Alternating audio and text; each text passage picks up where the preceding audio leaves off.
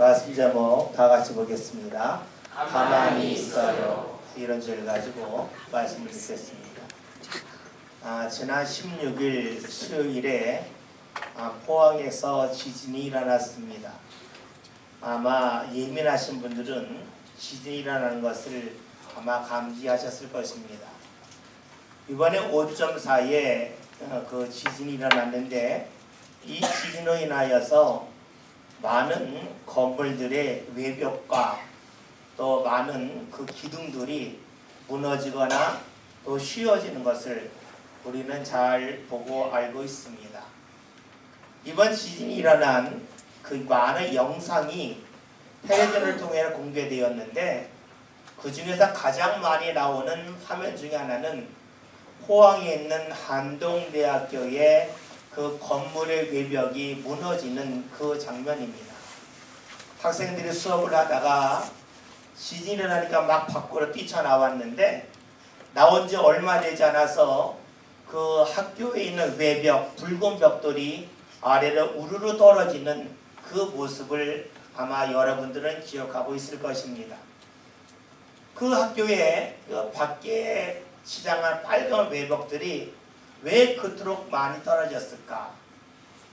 다른 건물에도 분명 붉은 벽돌로 외벽을 형성했는데 다른 건물들과 달리 왜 유독 한동대학교에 있는 그 붉은 벽돌이 아래 떨어졌을까?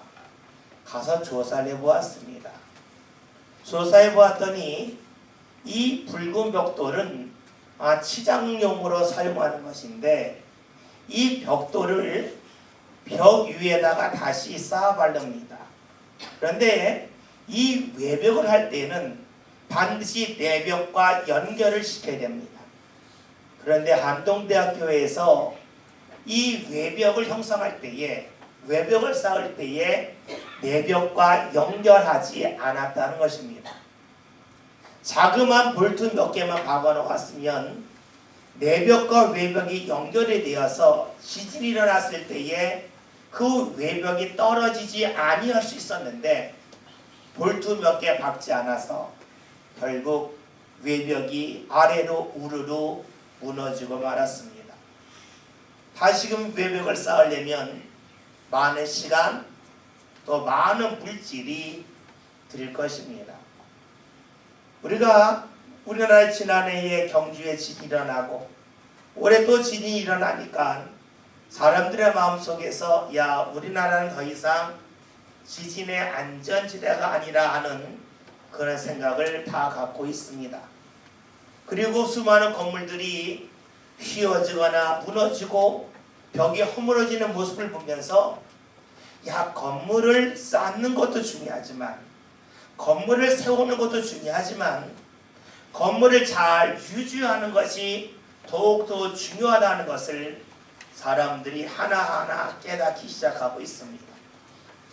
아무리 건물을 크고 화려하게 지었다 할지라도 그 건물이 제대로 유지되지 아니한다면 자그마한 흔들림, 자그마한 지진으로 그 건물이 제대로 지탱할 수 없다면 건물을 쌓았다 할지라도 건물을 세웠다 할지라도 그 수고는 다 헛되고 맙니다.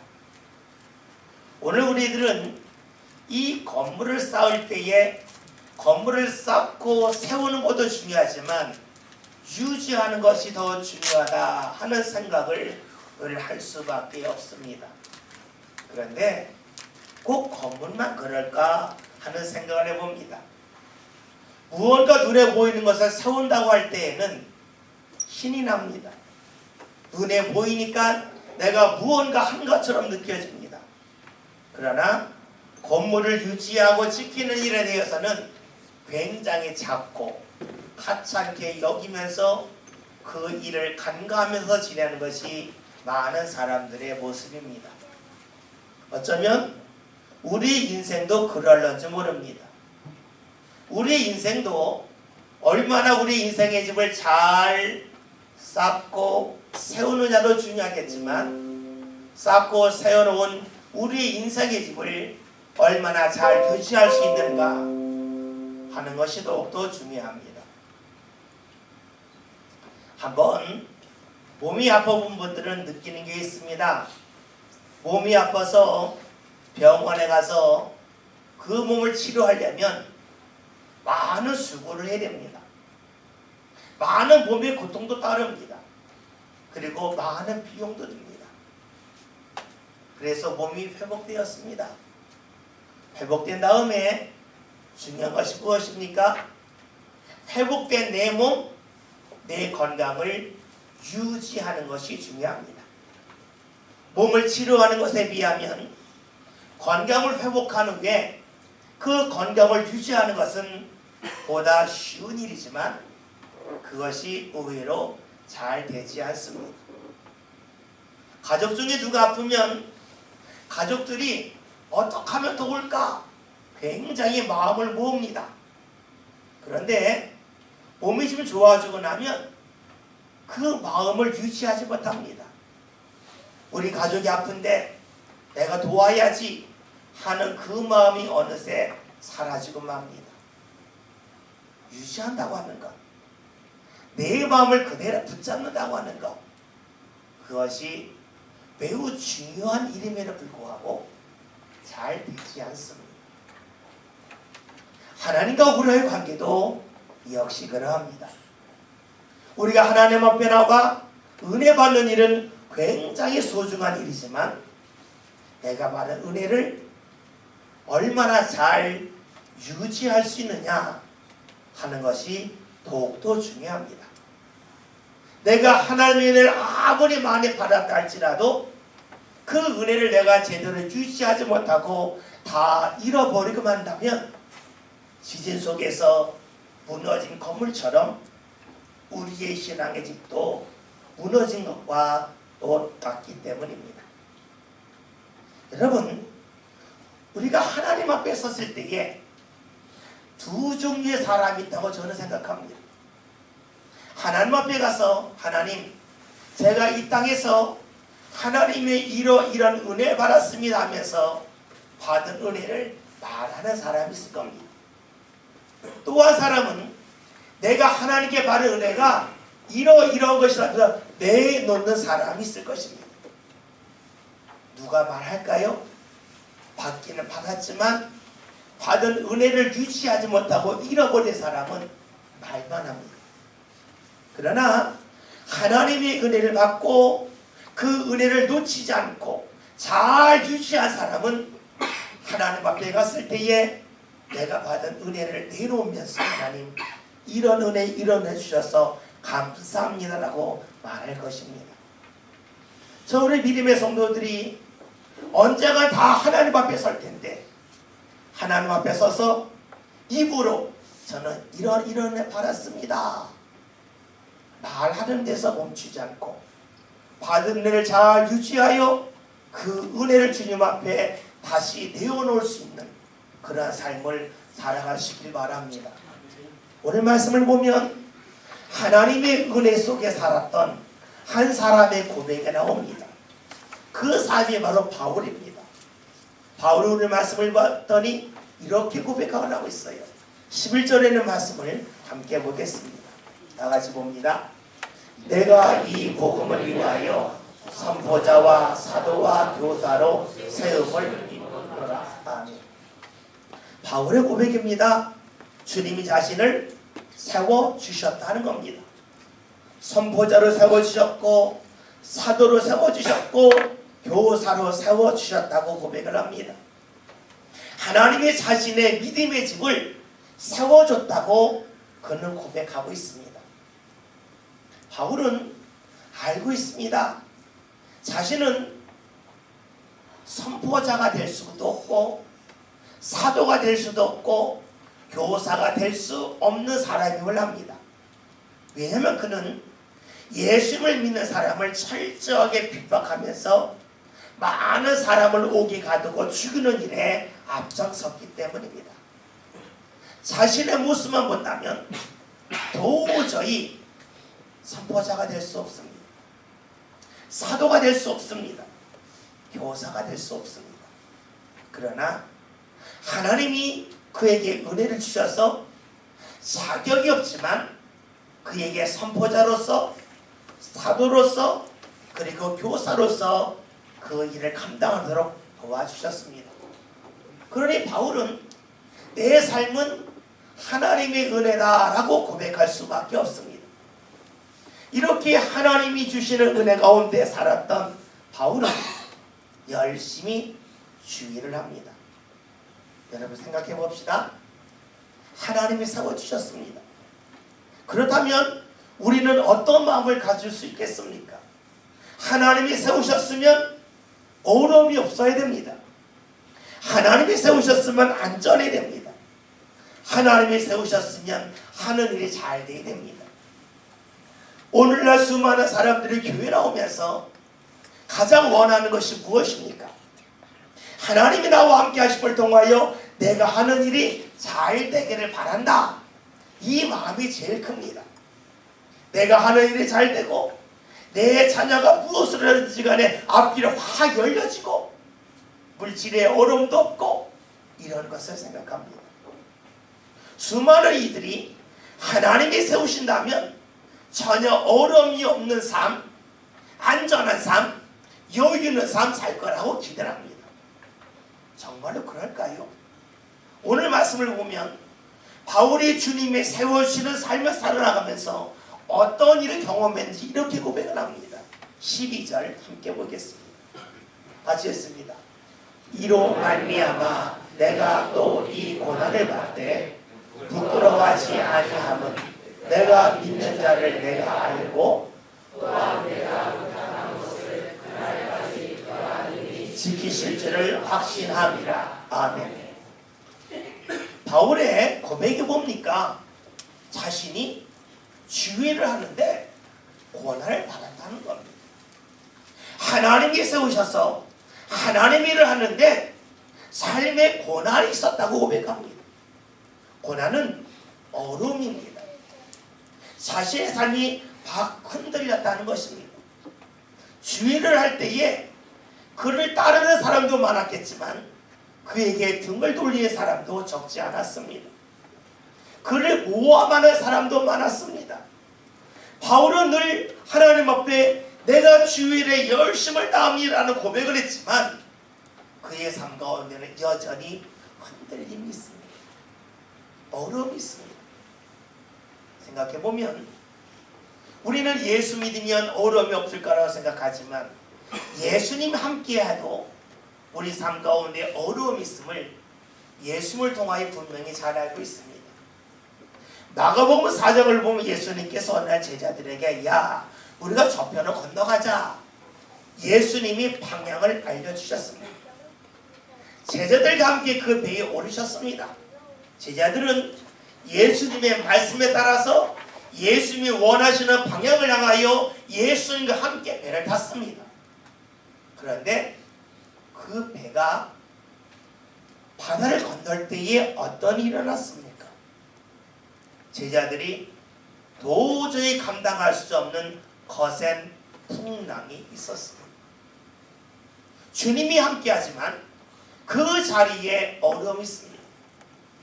우리 이럴 때에 질문을 하나 할 수 있습니다.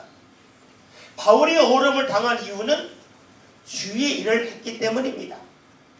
주의 일을 하지 않았다면 그에게 이런 어려움이 없었을 것입니다. 내가 주의 일을 해서 어려움 당한다? 그렇다면 안 하면 되는 겁니다. 안 하면 어려움이 없는 겁니다. 여러분 생각해 보세요. 엄마가 자녀를 위하여 맛있는 간식을 만들어 놓았습니다. 나름대로 실력 발휘해서 최선을 다하여 간식을 만들었습니다.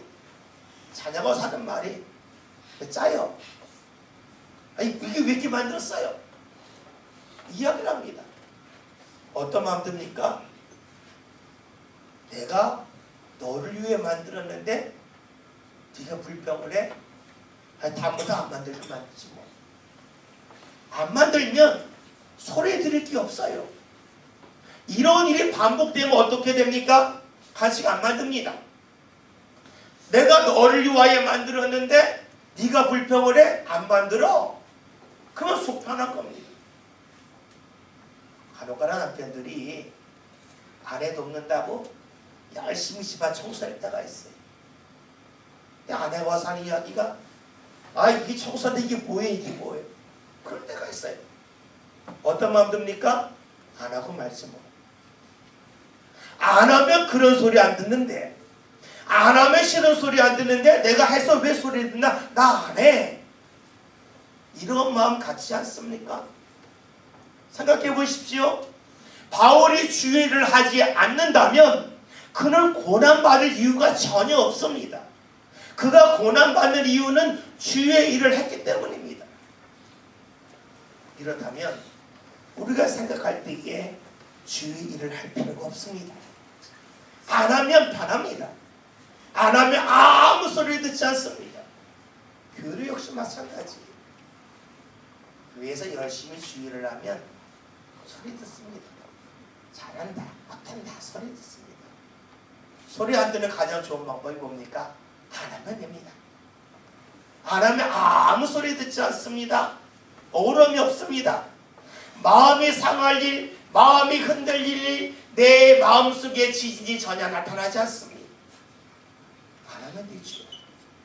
그런데 바울은 그럼에도 불구하고 계속해서 주의를 합니다.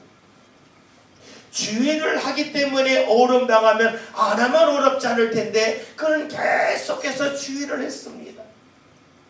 왜 그랬을까요? 오늘 말씀 12절을 다시 한번 읽어보겠습니다. 읽습니다. 이로 말미암아 내가 또 이 고난을 받되 부끄러워하지 아니함은 내가 믿는 자를 내가 알고 또한 내가 의탁한 것을 그날까지 그가 능히 지키실 줄을 확신함이라. 아멘. 깨달은 것이 있습니다. 주의를 할 때 어려움을 당했는데 12절 맨 마지막에 나와 있는 말씀처럼 그가 능히 지키실 줄을 확신함이라. 내가 어려움 당하지만 내 삶이 흔들리지만 주님이 지키신다고 하는 확고한 믿음이 그의 삶 가운데 자리 잡고 있었습니다. 내가 주의를 함을 통하여 어렵지만 마음이 흔들리는 내적 지진이 나타나지만 그 속에서 주님이 나를 붙잡아 주셔서 내가 넘어지지 않고 쓰러지지 않도록 지키신다고 하는 삶의 고백이 바울에게 있습니다. 이 말씀을 읽으면서 이렇게 질문할 수 있습니다. 전형적인 병 주고 약 주는 거네요. 주의를 하면서 고난당하는 병이 있는데 지켜주셔서 붙잡아주셔서 낫게 하셨네요. 이거 전형적인 병 주고 약 주는 거 아닙니까? 이렇게 논리적으로 질문을 할 수 있습니다. 여러분 생각해 보십시오. 누군가 여러분에게 병 주고 약 줍니다. 여러분을 분노하게 하고 나서 미안하다고 하면서 모든 마음을 치료해주고 나서 또 병 줍니다. 또 마음 상하게 합니다. 그리고 또 미안하다고 하면서 마음을 다독거져 놓습니다. 병 주고 약 주는 사람 가까이 하고 싶습니까? 병 주고 약 줄 바에 병을 주지 말지. 왜 병 주고 약 주나? 우리는 그런 사람을 향하여 마음을 주기가 어렵습니다. 왜 병을 줍니까? 약을 줄 바에 병을 주지 말지. 이런 질문을 던질 수밖에 없습니다. 바울도 그럴 수 있습니다. 하나님, 내가 왜 주의를 할 때에 나에게 고난을 주시고 어려움을 주시고 막 쓰러질 것 같도록 그쪽으로 몰아넣으셨다 저를 붙잡아 주십니까? 그렇게 하지 마시지. 그렇게 질문을 던질 수도 있습니다. 여러분, 병 주고 약 주는 것 같지만 이를 통하여 달라지는 것이 있습니다. 그것이 무엇입니까? 하나님이 다스리는 영역이 어디까지인지 하나하나 알아가면서 하나님에 대한 믿음이 확장되어진다는 것입니다. 내 삶 가운데 주의를 하면서 어려움을 당합니다. 하나님이 건지십니다. 붙잡아 주십니다. 여기까지 하나님이 함께 하시고 여기까지 하나님이 주관하신다고 하는 그 믿음이 생깁니다. 다른 데서 어려움 당했습니다. 하나님이 또 붙잡아 주셨습니다. 뭘 느낍니까? 하나님이 여기까지 책임지시고 감당하시는구나.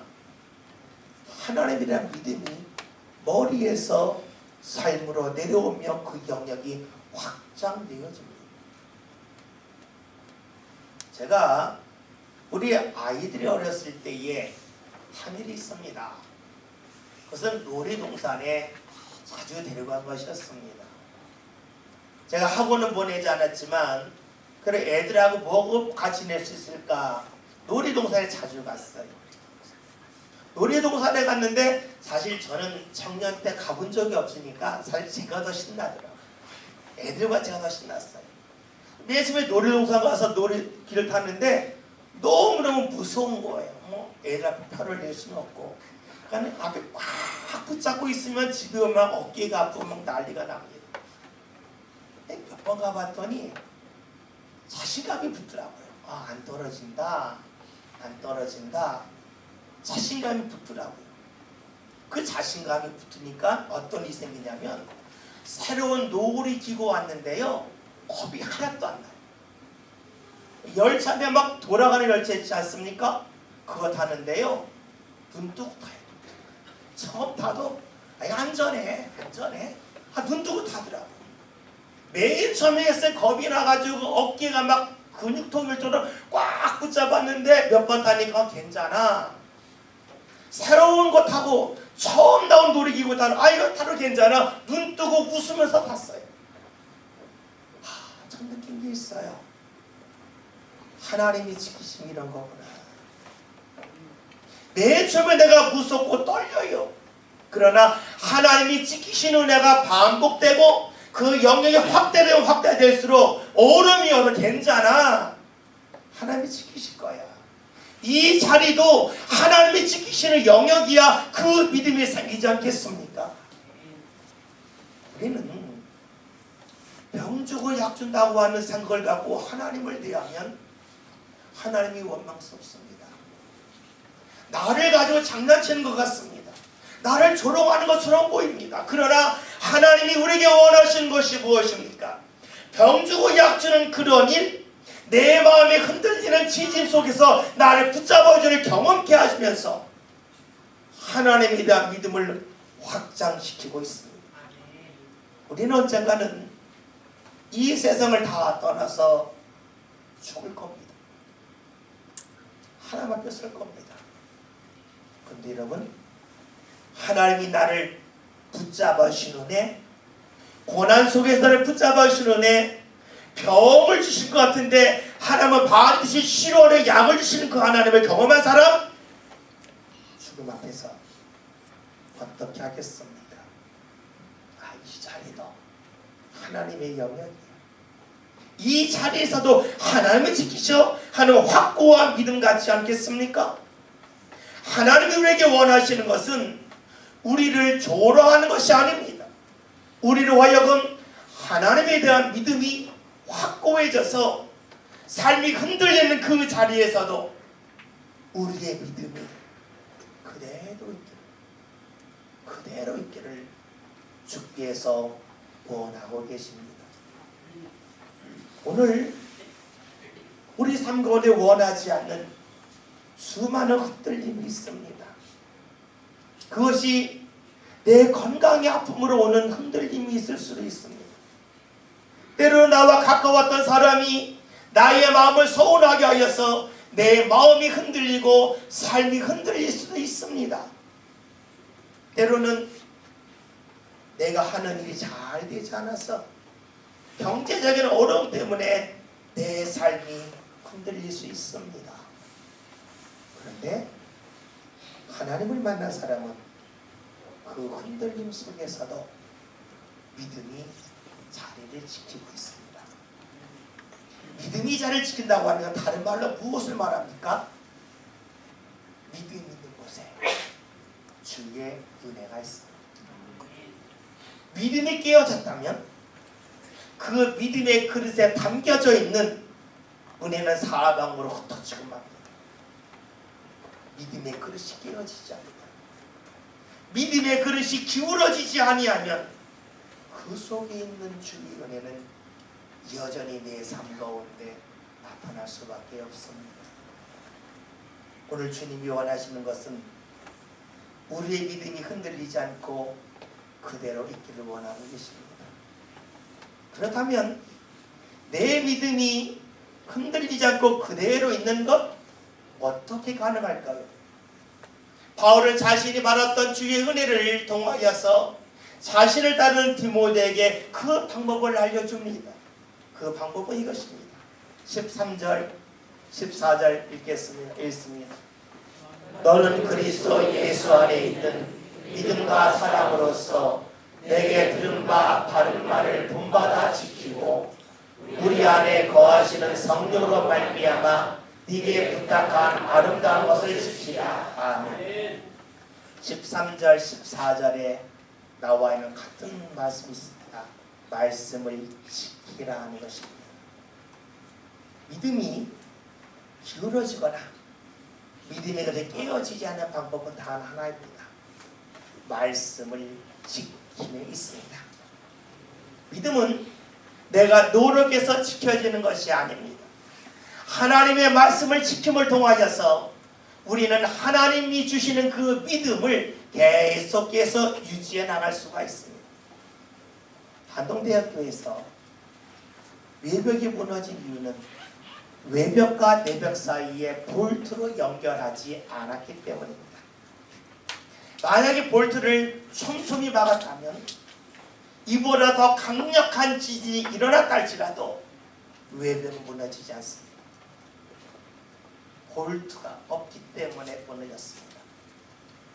볼트가 조금 들어갔다면 많이 무너졌을 것이고 볼트가 들어가자면 완전히 무너집니다. 볼트가 많이 들어가서 촘촘히 연결되었다면 결코 무너지지 않습니다. 우리의 믿음도 하나님과 나 사이에 볼트를 연결해야 됩니다. 그 볼트가 무엇입니까?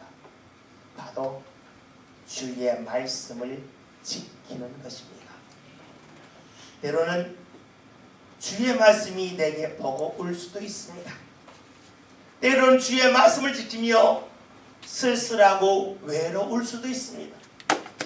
때로는 주의 말씀을 지키면서 내 뜻과 너무나 상반되기 때문에 내 자존감이 무너지는 것처럼 느껴질 수도 있습니다. 그러나 잊지 맙시다. 내가 주의 말씀을 지킴을 통하여 주님과 나는 연결이 되어집니다. 그래서 이 세상에 큰 흔들림이 있다 할지라도 우리의 믿음의 벽이 무너지지 않게 하시며 그 자리 위에 주시는 하나님의 은혜가 우리 삶 가운데서 밖으로 흘러나가지 않습니다. 삶은 계속해서 흔들리게 되어져 있습니다. 땅이 흔들리듯이 우리의 삶도 흔들립니다. 땅이 흔들릴 때에 무너지는 건물이 있고 무너지지 않는 건물이 있듯이 우리 삶 가운데 마음의 흔들림이 있을 때에 무너지는 신앙이 있고 무너지지 않는 신앙이 있습니다. 중요한 것은 그대로 있을 수 있는가. 우리 믿음이 그대로 있을 수 있는 방법은 단 하나입니다. 주의 말씀을 지키는 것입니다. 말씀을 지킴을 통하여 주님과 나와 연결 볼트를 들려나가는 것입니다. 그 속에 우리의 믿음이 견고해집니다. 그 속에 주의 은혜가 우리 삶 가운데 온전히 자리 잡습니다. 오늘 저와 여러분의 삶이 주의 말씀을 지키는 삶 살아갑시다. 그리하여 하나님과 나 사이에 신앙의 연결 볼트, 믿음의 연결 볼트가 많아서 주의 은혜가 그 어떤 흔들림 속에서도 밖으로 흘러가지 않고 그대로 있어요. 어떤 흔들림이 있어도 주의 은혜가 내 삶 가운데 그대로 있어요. 이 고백을 저와 여러분이 함께 행해나갈 수 있기를 주의 이름으로 기원드립니다. 기도합니다. 살아계신 하나님, 오늘 저희가 믿음으로 주님과 연결될 때에 우리의 삶에 무너지지 않고 우리의 은혜의 벽도 무너지지 아니함을 믿습니다. 말씀을 지켜 하나님과 믿음의 볼트를 연결하는 성도를 되게 하여 주시어 그 어떤 흔들림 속에서도 하나님이 주는 내가 그대로 있어요. 그대로 있어요. 제자리에 있어요. 라고 고백할 수 있는 복된 성도들 되게 하여 주옵소서. 예수님의 이름으로 기도하였습니다. 아멘.